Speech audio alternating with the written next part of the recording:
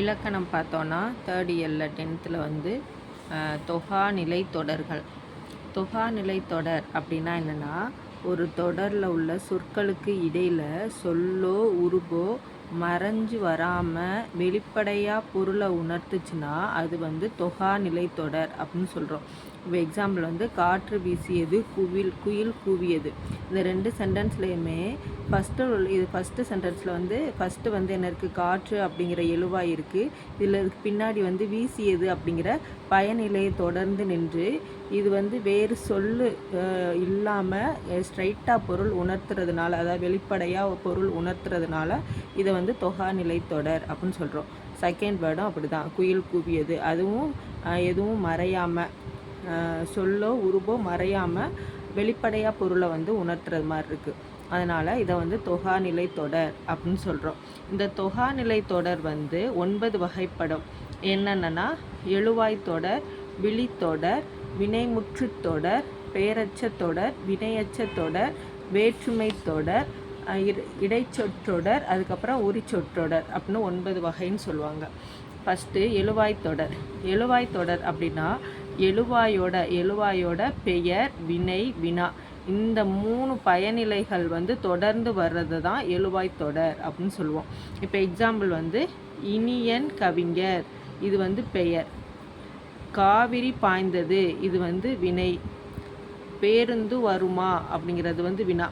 இதில் பார்த்தோன்னா இதில் வந்து வினா, வினை, பெயர் இந்த 3 பயனிலைகளும் வந்து எழுவாய் வந்து அமைஞ்சிருக்கு, எழுவாய். அதனால் இது வந்து எழுவாய் தொடர் அப்படின்னு சொல்கிறோம்.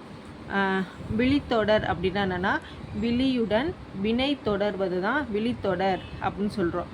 நண்பா எழுது, இதில் நண்பா அப்படிங்கிறது வந்து விழிப்பெயர், எழுது அப்படிங்கிறது வந்து பயனிலை கொண்டு முடிஞ்சிருக்கு. அதனால எழுது அப்படிங்கிறது வந்து ஒரு செயலை தானே குறிக்கும், வினையை குறிக்கும். அந்த வினை தொடர்ந்து வர்றதுனால இதை வந்து விழித்தொடர் அப்படின்னு சொல்கிறாங்க. வினைமுற்றுத்தொடர். வினைமுற்றுத்தொடர் அப்படின்னா என்னென்னா, வினைமுற்றுடன் ஒரு பெயர் தொடர்வது தான் வினைமுற்றுத்தொடர். இப்போ பாடினாள் கண்ணகி, இதில் பாடினாள் அப்படிங்கிறது வந்து வினைமுற்று, கண்ணகிங்கிறது வந்து பெயரை கொண்டு முடிஞ்சிருக்கா. அப்போ வந்து ஒரு வினைமுற்று வந்து ஃபஸ்ட்டில் வந்து ஒரு பெயரை தொடர்ந்து முடிஞ்சதுன்னா அதை வந்து வினைமுற்று தொடர் அப்படின்னு சொல்லுவாங்க. பெயரச்ச தொடர் அப்படின்னா என்னென்னா, முற்று பெறாத வினை தான் பெயர் சொல்லை கொண்டு முடிவது தான் பெயர்ச்சொற்றொடர் அப்படின்னு சொல்கிறாங்க. முற்று பெறாத வினை பெயர் சொல்லை கொண்டு முடிவது, முற்று பெறாது. இப்போ வந்து கேட்ட பாடல் அப்படின்னு வச்சுக்கிட்டோன்னா, இதில் கேட்ட அப்படிங்கிறது வந்து வினை, எச்ச வினை. பாடல் அப்படிங்கிற பெயரை கொண்டு முடிஞ்சிருக்கான். அதனால முற்று பெறலை, கேட்ட அப்படிங்கிறது வந்து முற்று பெறாத வினை தான். அதை முற்று பெறாத வினை வந்து பாடல் அப்படிங்கிற பெயர் சொல்லை கொண்டு முடிஞ்சதுனால இதை வந்து பெயரெச்ச தொடர் அப்படின்னு சொல்கிறோம். வினையச்ச தொடர் அப்படின்னா என்னென்னா, முற்று பெறாத வினை சொல்லை கொண்டு முடிவது வினையச்ச தொடர். இப்போ பாடி மகிழ்ந்தனர், இதில் வந்து பாடி அப்படிங்கிறது வந்து எச்ச வினையா, மகிழ்ந்தனர் அப்படிங்கிறது வந்து வினை அப்படிங்கிற வினையை கொண்டு முடிஞ்சிருக்கான். அதை முற்று பெறாத வினை வந்து வினை சொல்லை கொண்டு முடிஞ்சிச்சுன்னா அது வந்து வினையச்ச தொடர். அதே இது பெயரச்ச தொடர் என்ன பார்த்தோன்னா, முற்று பெறாத வினை வந்து பெயர் சொல்லை கொண்டு முடிஞ்சுன்னா பெயரச்ச தொடர். அதே மாதிரி முற்று பெறாத வினை சொல்லை கொண்டு முடிஞ்சுன்னா அது வந்து வினையச்ச தொடர் அப்படின்னு சொல்கிறாங்க. வேற்றுமை தொடர். வேற்றுமை உருபுகள் ஏற்கனவே நம்ம பார்த்தோம். வேற்றுமை உருபுகள் என்னது, ஐ, ஆல், கூ, இன், அது, கண் நம்மளுக்கு தெரியும். இந்த தொடர்களில் வேற்றுமை தொகாநிலை தொடர்கள் ஆகும் அப்படின்னு சொல்கிறாங்க. அது வந்து வெளிப்படையாக வருமா அந்த தொடரில்.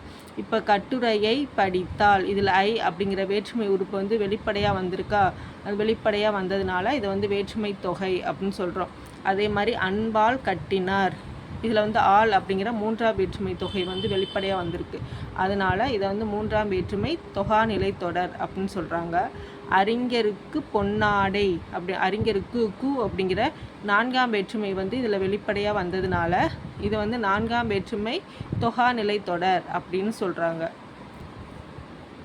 அதுக்கப்புறம் இடைச்சொற்றொடர். இடைச்சொற்றொடர் அப்படின்னா என்னென்னா, இடைச்சொல்லோட பெயரோ வினையோ தொடர்ந்து இடைச்சொல் தொடர் அப்படின்னு சொல்கிறாங்க. தொடர்ந்து வருவது ஒரு இடைச்சொல்னால் நம்மளுக்கு தெரியும் மற்றொன்று. இதில் மற்ற அப்படிங்கிறது வந்து இடைச்சொல். அடுத்து வந்து ஒன்று அப்படிங்கிற சொல் நின்று பொருளை தர்றதுனால இதை வந்து மற்றொன்றை வந்து இடைச்சொற்றொடர் அப்படின்னு சொல்கிறோம். உரிச்சொற்றொடர் அப்படின்னா என்னென்னா உரிச்சொல்லுக்குடன் பெயரோ வினையோ தொடர்வது வந்து உரிச்சொற்றொடர் அப்படின்னு சொல்கிறாங்க. இப்போ சால சிறந்தது, சால அப்படிங்கிறது வந்து உரிசொல். சால, தவ, நனி, கடி, உரி, கூர் இந்த மாதிரி வந்துச்சுன்னா நம்ம வந்து உரிச்சொற்றொடர்னு சொல்லுவோம். இதில் சால சிறந்தது அப்படின்னு வந்ததுனால சாலைங்கிறது வந்து உரிச்சொல். அதனை தொடர்ந்து சிறந்தது அப்படிங்கிற சொல் நின்று மிகச்சிறந்தது அப்படிங்கிற பொருளை தர்றதுனால இதை வந்து உரிச்சொற்றொடர் அப்படின்னு சொல்கிறோம். அடுக்கு தொடர் அப்படின்னா என்னென்னா ஒரு சொல்லு வந்து 2 அல்லது 3 முறை அடுக்கி வர்றது வந்து அடுக்கு தொடர் அப்படின்னு சொல்லுவோம். வருக வருக வருக அப்படின்னா ஒரே சொல் வந்து உவமையின் காரணமாக மீண்டும் மீண்டும் சொல்லி வர்றது தான் அடுக்கு தொடர் அப்படின்னு சொல்கிறோம். இப்போ பாக்ஸில் உள்ள கொண்டன்ட் பார்த்தோன்னா கூட்டுநிலை பெயரெச்சங்கள் அப்படின்னா என்னென்னா ஒன்றுக்கு மேற்பட்ட எச்சங்கள் சேர்ந்து பெயரை கொண்டு முடியும் கூட்டுநிலை பெயர்களை இக்காலத்தில் பெருமளவு பயன்படுத்துகிறோமா. இப்போ வேண்டிய, கூடிய, தக்க, வல்ல முதலான பெயரெச்சங்களை வந்து செய்ய என்னும் வாய்ப்பாட்டு வினையெச்சத்துடன் சேர்ப்பதன் மூலம் கூட்டுநிலை பெயரெச்சங்கள் வந்து உருவாகியிருக்கான். இப்போ எக்ஸாம்பிள் பார்த்தா கேட்க வேண்டிய பாடல், இதில் வேண்டிய அப்படிங்கிறது வந்து கூட்டுநிலை பெயரெச்சம். அதே மாதிரி சொல்லத்தக்க செய்தி, இதில் வந்து தக்க அப்படிங்கிறது வந்து கூட்டுநிலை பெயரெச்சம் அப்படின்னு சொல்கிறாங்க. பார்த்தோம்ல தொகாநிலை தொடர் வந்து 9 என்னென்னா எழுவாய் தொடர், விழித்தொடர், வினைமுற்றுத்தொடர், பெயரெச்சத்தொடர், வினையெச்சத்தொடர், வேற்றுமை தொடர், இடைச்சொற்றொடர், உரிச்சொற்றொடர், அடுக்கு தொடர். புக் பேக் கொஸ்டின் பார்த்தோன்னா பின்வருவனவற்றில் முறையான தொடர் எது அப்படின்னா தமிழர் பண்பாட்டில் வாழை இலைக்கு தனித்த இடம் உண்டு, இதுதான் கரெக்டு. அதே மாதிரி சிலம்பு அடைந்திருந்த பாக்கம் எய்தி என்னும் அடையில் பாக்கம் அப்படிங்கிறதோட மீனிங் என்னென்னா சிற்றூர்.